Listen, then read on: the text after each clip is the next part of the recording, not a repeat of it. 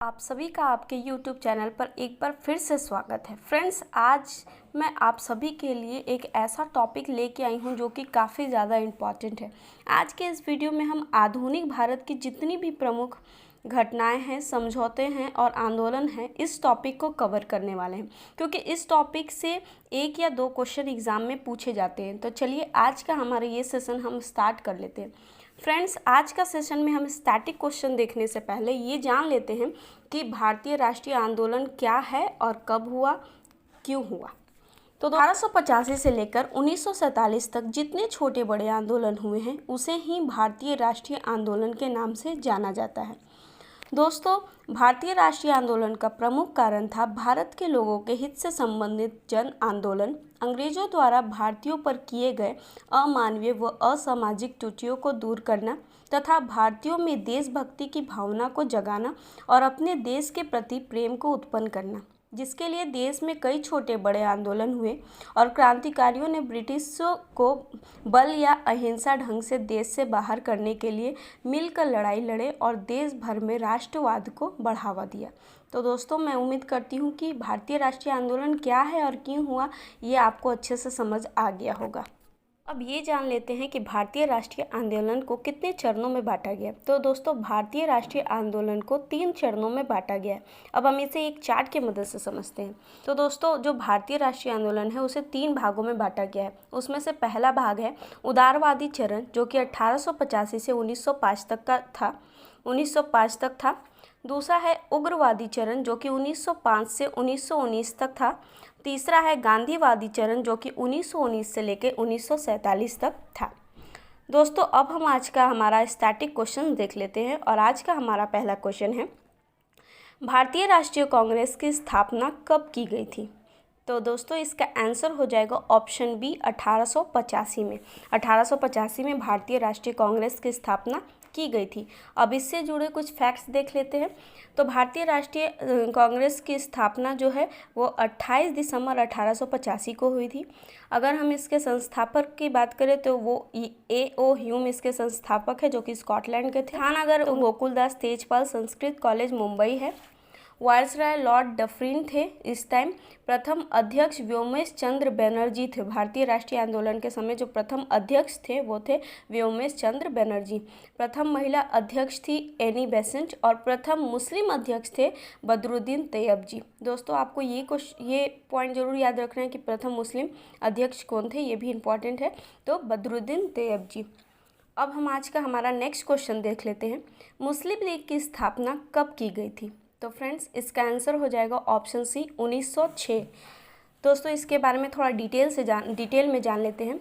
मुस्लिम league की स्थापना 30 दिसंबर 1906 को आगा खां, ढाका के नवाब सलीमुल्लाह और नवाब मोहसिन उल मुल्क के नेतृत्व में की गई थी।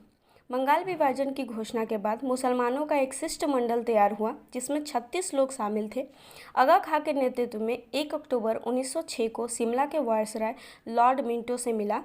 इस शिष्टमंडल ने केंद्रीय, प्रांतीय व स्थानीय निकायों में मुसलमानों के लिए एक पृथक निर्वाचन मंडल की मांग की। अब नेक्स्ट क्वेश्चन देख लेते हैं दोस्तों, 1905 में बंगाल विभाजन किस वायसराय के शासनकाल में हुआ था। ये बहुत ही इंपॉर्टेंट क्वेश्चन है, आप इसे स्टार मार्क कर लें। तो दोस्तों, इसका आंसर हो जाएगा ऑप्शन सी, लॉर्ड कर्जन। अब इसके बारे में भी डिटेल में जान लेते हैं। दोस्तों, बंगाल विभाजन 1905 में हुआ था। इसका मुख्य उद्देश्य क्या था। तो इसका मुख्य उद्देश्य था हिंदू और मुस्लिम की एकता को तोड़ना। लागू कब हुआ था। 16 अक्टूबर 1905 को जब बंगाल विभाजन हुआ था उस समय वायसराय थे लॉर्ड कर्जन। दोस्तों, बंगाल विभाजन के कारण 16 अक्टूबर 1905 को शोक दिवस के रूप में मनाया जाता। बंगाल विभाजन के अवसर पर ही रविन्द्रनाथ टैगोर ने प्रसिद्ध गीत आमार सोनार बांग्ला लिखा। यह गीत बांग्लादेश का राष्ट्रगान है। दोस्तों, बंगाल विभाजन 2 भागों में हुआ था। एक है पश्चिमी बंगाल, दूसरा है पूर्वी बंगाल। पश्चिमी बंगाल जिसे हम वेस्ट बंगाल बोलते हैं और पूर्वी बंगाल जिसे हम ईस्ट बंगाल बोलते हैं। दोस्तों, पश्चिमी बंगाल में पश्चिम बंगाल, बिहार और उड़ीसा आए थे, जबकि पूर्वी बंगाल में पूर्वी बंगाल प्लस असम आया था। दोस्तों, अगर हम राजधानी की बात करें तो पश्चिम बंगाल की राजधानी कलकत्ता थी, जबकि पूर्वी बंगाल की राजधानी ढाका थी। पश्चिमी बंगाल की जनसंख्या 5 करोड़ 40 लाख था, जबकि पूर्वी बंगाल की जनसंख्या 3 करोड़ 10 लाख था। पश्चिमी बंगाल में मात्र 90 लाख मुसलमान थे, जबकि पूर्वी बंगाल में मात्र 1 करोड़ 20 लाख हिंदू थे। दोस्तों अब नेक्स्ट क्वेश्चन देख लेते हैं। कांग्रेस का विभाजन कब और किस अधिवेशन में हुआ था? तो दोस्तों इसका आंसर हो जाएगा ऑप्शन सी, सूरत अधिवेशन में 1907 में। दोस्तों इसे भी हम एक चार्ट के मदद से समझते हैं। कांग्रेस का भी विभाजन 2 भागों में किया गया था। एक है गरम दल, दूसरा है नरम दल। दोस्तों जो गरम दल है उसे हम उदारवादी या नरमपंथी नेता भी कहते हैं, और जो नरम दल है उसे गरम दल के नेता कहते हैं। जो उदारवादी और नरम दल नेता है वो कौन कौन से हैं देख लेते हैं। उसमें पहले आते हैं गोपाल कृष्ण गोखले, फिरोज शाह मेहता, दादा भाई नौरोजी, बदरुद्दीन तैयबजी। अब गरम दल के नेता है अरविंद घोष, विपिन चंद्रपाल, बाल गंगाधर तिलक और लाला लाजपत राय। दोस्तों मैं उम्मीद करती हूँ कि आज का हमारा ये सेशन आपको पसंद आ रहा होगा। मैंने सारे ही क्वेश्चंस बहुत ही सेलेक्टिव और बहुत ही इंपॉर्टेंट ली हूँ, ताकि जो कि बार बार एग्जाम में पूछे जाते हैं। अगर आपको हमारा ये सेशन पसंद आए तो चैनल को लाइक करें, सब्सक्राइब करें और इसे ज़्यादा से ज़्यादा अपने स्टडी ग्रुप में शेयर करें। दोस्तों अब नेक्स्ट क्वेश्चन देख लेते हैं। इंडियन एसोसिएशन द्वारा कोलकाता में आयोजित अखिल भारतीय राष्ट्रीय सम्मेलन, जिसे हम इंग्लिश में इंडियन नेशनल कॉन्फ्रेंस कहते हैं, कब हुआ था? तो फ्रेंड्स इसका आंसर हो जाएगा ऑप्शन ए, 1883 ईस्वी में। दोस्तों अभी हम इसके बारे में थोड़ा सा डिटेल में जान लेते हैं। दोस्तों अखिल भारतीय राष्ट्रीय सम्मेलन को सुरेंद्र नाथ बनर्जी और आनंद मोहन बोस द्वारा आयोजित किया गया था। दोस्तों सम्मेलन 2 सत्र 1883 और 1885 में आयोजित किया गया था, और दोनों सत्रों में सभी प्रमुख शहरों से प्रतिनिधि आए थे। पहला भारतीय राष्ट्रीय संघ 1883 में अल्बर्ट हॉल में आयोजित किया गया था। यह अल्बर्ट बिल की शुरुआत से प्रेरित था। इसका गठन आनंद मोहन बोस के द्वारा किया गया था। इस सत्र के सम्मेलन ने भारत के लोगों की उन्नति के लिए प्रतिनिधि सभाओं की शुरुआत की मांग की। दोस्तों दूसरा सत्र 1885 में कोलकाता में हुआ था। इस बैठक में इंडियन एसोसिएशन, मोहम्मडन एसोसिएशन और ब्रिटिश इंडियन एसोसिएशन भी थे। क्योंकि दोनों सत्रों में एक दूसरों के साथ समानता थी, इसलिए दिसंबर 1886 में नेशनल कॉन्फ्रेंस का भारतीय राष्ट्रीय कांग्रेस में विलय हो गया था। दोस्तों अब नेक्स्ट क्वेश्चन देख लेते हैं। भारतीय राष्ट्रीय कांग्रेस के प्रथम सत्र की बैठक में कितने प्रतिनिधियों ने भाग लिया था? तो दोस्तों इसका आंसर हो जाएगा ऑप्शन डी, 72 प्रतिनिधियों ने भारतीय राष्ट्रीय कांग्रेस के प्रथम सत्र में भाग लिया था। नेक्स्ट क्वेश्चन है, किसने भारतीय राष्ट्रीय कांग्रेस की अध्यक्षता 2 बार की? दोस्तों ये बहुत ही इंपॉर्टेंट क्वेश्चन है, इसे स्टार मार्क कर लें। तो दोस्तों इसका आंसर हो जाएगा वेडरबर्न। वेडरबर्न ही वो व्यक्ति थे जो भारतीय राष्ट्रीय कांग्रेस की अध्यक्षता 2 बार किए थे। दोस्तों सर विलियम वेडरबर्न भारत में अंग्रेजों के समय एक स्कॉटिश सिविल सेवक और पॉलिटिशियन थे। नेक्स्ट क्वेश्चन है फ्रेंड्स, उदारवादियों की कार्य पद्धति के साधन थे? तो इसका आंसर हो जाएगा ऑप्शन ए, प्रार्थना, याचना व विरोध।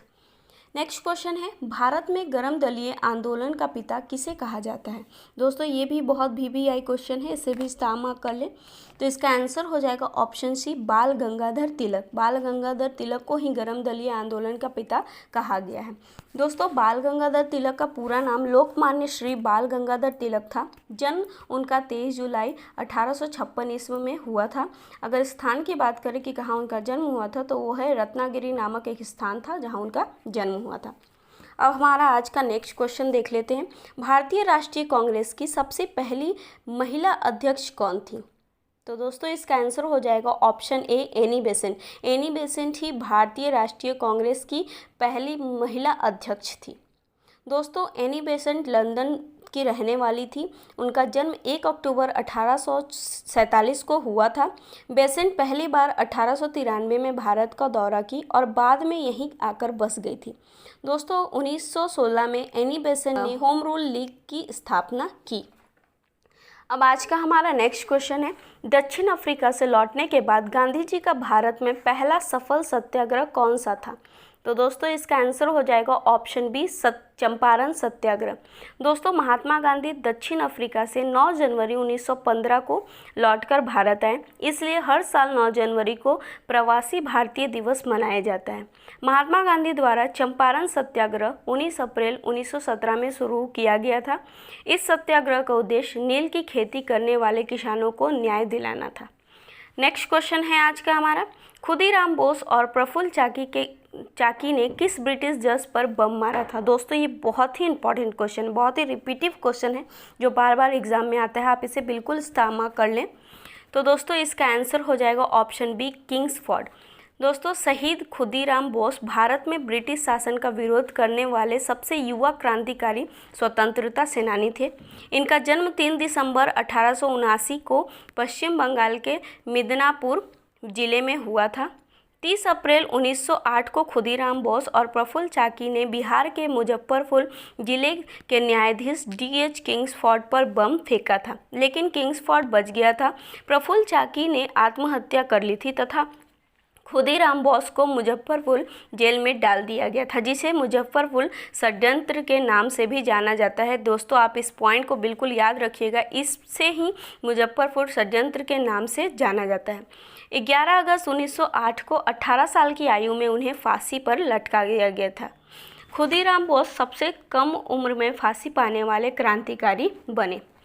नेक्स्ट क्वेश्चन है फ्रेंड्स आज का हमारा, काकोरी ट्रेन डकैती कांड के नायक कौन थे। तो दोस्तों इसका आंसर हो जाएगा ऑप्शन डी, राम प्रसाद बिस्मिल।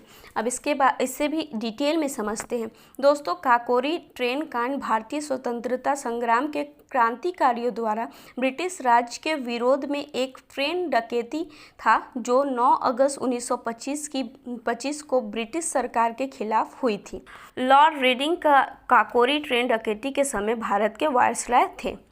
चंद्रशेखर आजाद, राम प्रसाद बिस्मिल, अशफाक उल्लाह खां, राजेंद्र लाहिड़ी, अन्य कई क्रांतिकारी इस कांड में मुख्य भूमिका निभाए थे।